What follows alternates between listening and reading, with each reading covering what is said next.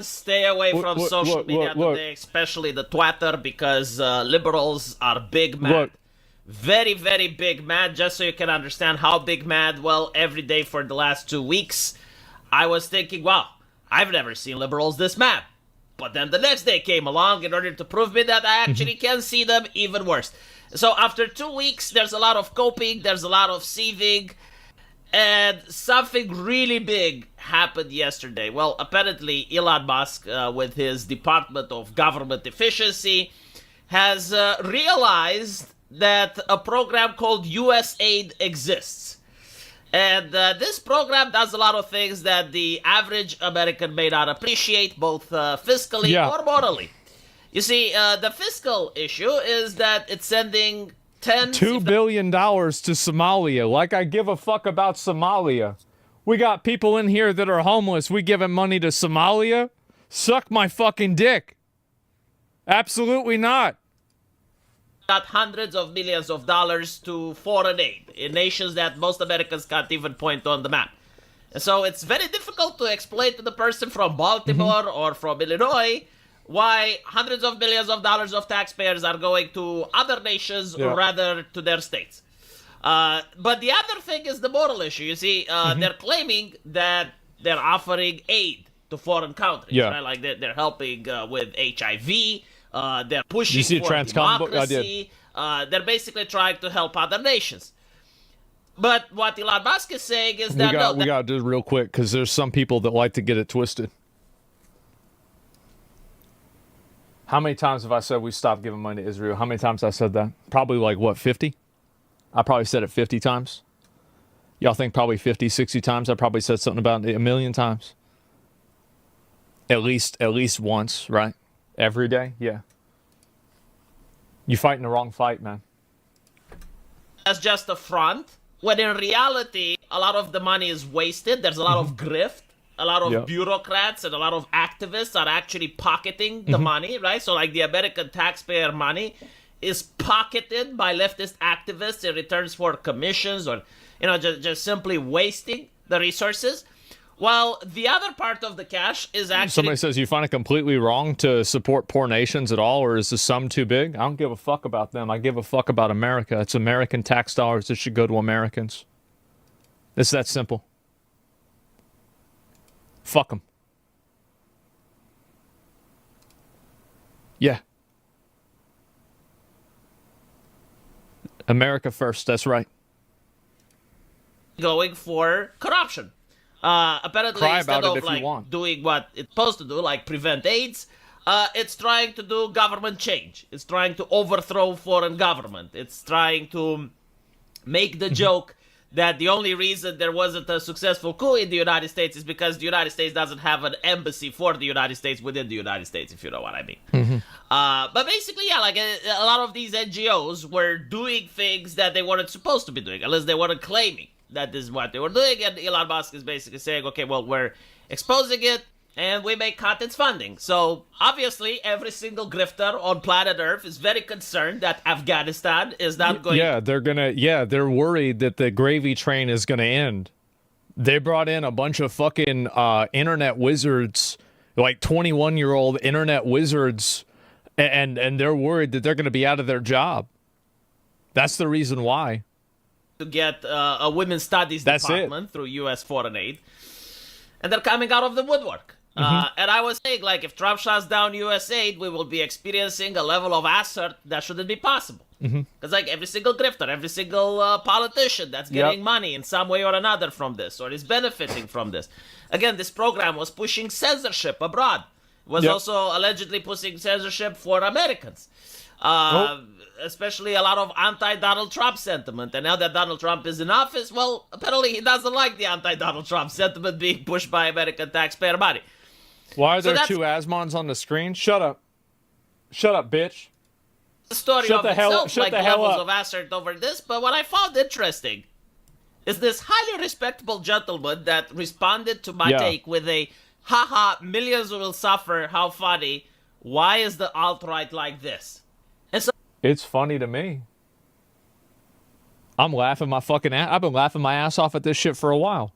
So if it's not funny, explain why I'm laughing. So I assume that this person may be a time traveler, like someone who have managed to create. This is, bro. You can't, bro. You need to stop this shit, bro. Like, can you stop this? Nazi Germany, like fucking USSR. You need to stop this emotional escalation. Stop, bro. Like, this is crazy. You keep going in Hugo Chavez, like, this is nuts. Well, we're talking about the government wasting money on bullshit, and you're bringing up Nazis? God damn, bro. Like, take your meds. You're not getting banned. You're just getting timed out. That's enough. We had enough.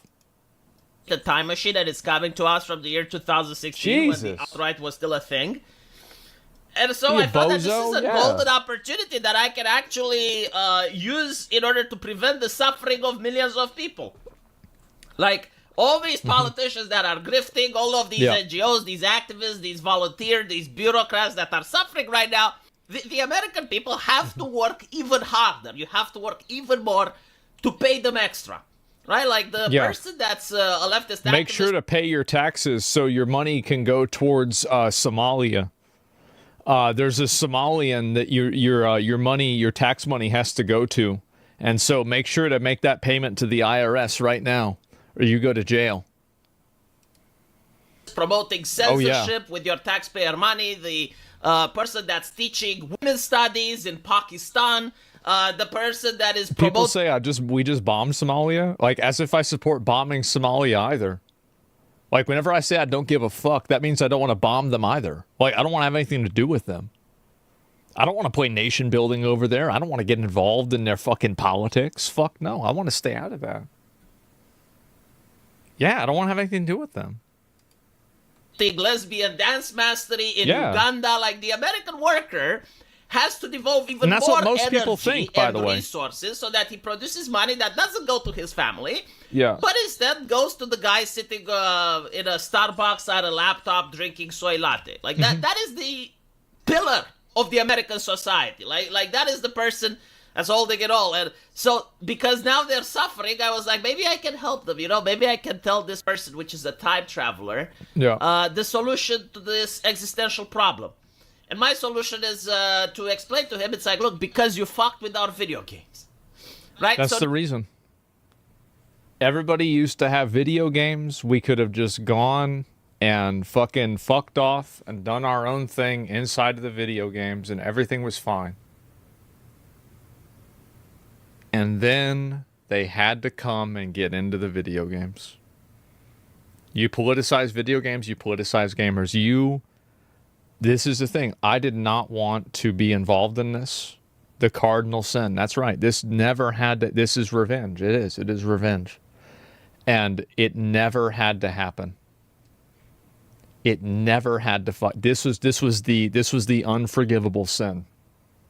You fuck with the video games, we're going to turn everything upside down. Now, like, he can take the knowledge back in 2016 and prevent the events from happening. I seem to have gotten, like, the best ratio that any human being has got on Twitter. It's a lot. So, like, his take has 36 likes, while my take has, like, 2 massive stadiums. Like, just vision this. Like, 2 massive football stadiums filled with people to the brim. That is my take. I got 2.4 thousand likes. Like, that's an insane number of people. That's a lot of likes. And it seems to have mind-fucked a lot of liberals. Like, they're coming in the comments, and it's like, oh my god, but that's so petty. Just for that? Like, are you... Yep. Just for that. John Wick was over a dog. And I love that movie. And it doesn't seem like they got the memo. I don't know what's going on with their neuron connections. Like, is the synapse unable to fire? Like, it's not rocket science. If you actually have people that are petty and vindictive, the first thing you want to do is not fuck with them. It's that simple. Like, if you know that someone is insanely petty, you don't want to fuck with that person. It's not worth it. Why are you even involving the... Poke bringing up... energy, especially if they're leaving you alone. No way. No, for real, but he was. But if you're going to develop energy and resources in order to fuck with them, well, guess what happens? See, like, the thing with the gamers, and I'm not even joking about it, because I was talking about this since 2014. The thing with the gamers is that overwhelmingly they were apolitical. Like, a lot of young people that didn't even care about politics, like, they were just addicted to playing video games. That's right. But, like, some of them may have been political. Let's assume that some of them were actually fascists. Mm-hmm. And the left had, like, various articles and various actual movements. Electronic Arts, Ubisoft, and more join ADL to push social justice to combat right-wing extremism in gaming.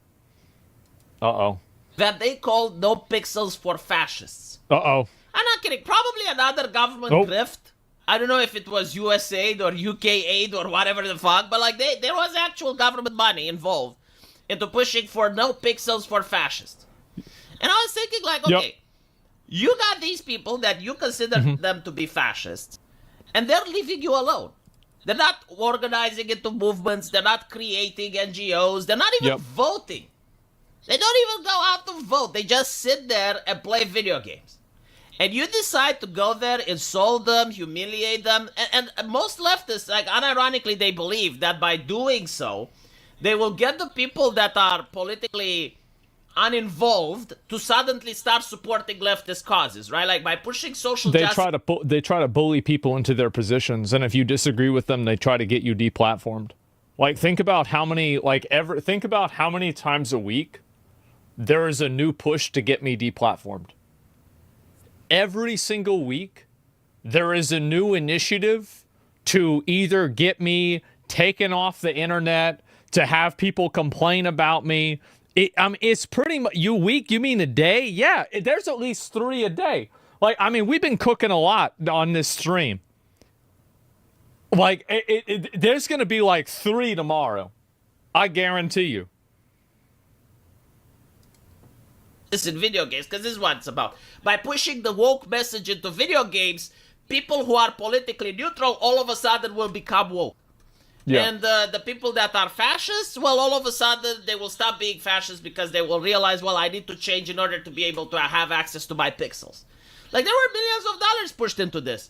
And so what actually happened is that the people who weren't politically involved, when you bombard them with messages from your ideology, they developed spite and hatred towards the ideologues, because it's like, well, they're taking away my circus. Yeah, they don't want to hear it. I done nothing to them. Why are they doing this to me? I behaved nothing but tolerant and accepting towards them. Like, I allowed them to do whatever they wanted.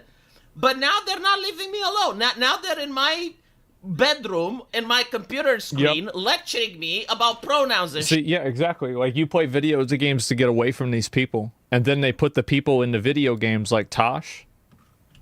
Are you fucking kidding me? I play the video games to get away from that. And now you're going to come into my domain and do this. Shit. And I didn't ask for this. I didn't behave like that towards them. I didn't push my ideology on them. Why are they doing it to me? And so, like, they're like, okay, who do these people hate? What do these people stand against? Because that's what I'm going to support.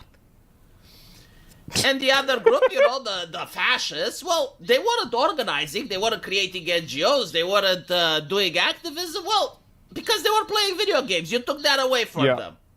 Guess what happens? And so, like, this person, Nate, also articulates it really nicely by saying, because video games made it clear that there was nothing small enough to escape their destructive praxis, that there was no wanting to be left alone. All is political was a declaration of intent. Like, yes, they actually said... Somebody goes, they say you play video games to get away from politics. You need to stop consuming art altogether to achieve that. Dumb problem to have, in my opinion. Well, I guess we're dumb. Okay. This. We're dumb and petty. Everything That's right. is political. That's right. We will make everything political was the actual statement behind it. You're right, you made everything political, literally. So now when there's a game, a video game coming out, and it's got a black character in it, what kind of logic is that? It doesn't matter. They actually worked for this. Like, there were millions of taxpayer money involved into getting this mindset into people. Well, congratulations, you got it, but the effect that you're also getting is not the one that you desire. And so the idea that any ideology that starts fucking with video games is inherently wrong is something that I genuinely believe, not because video games are important, but because it's an ideology that is so intrusive It just doesn't allow people to be left alone. He actually brings up a really good point, and I think this is actually a really good way of looking at it. That the ideology of this is like anybody who thinks that they want to go into your entertainment and change it in a way that makes you congruent with the way that they see the world. Like, yeah, no, this is a very, very good point. That's an insanely good fucking point. It's so toxic, it is.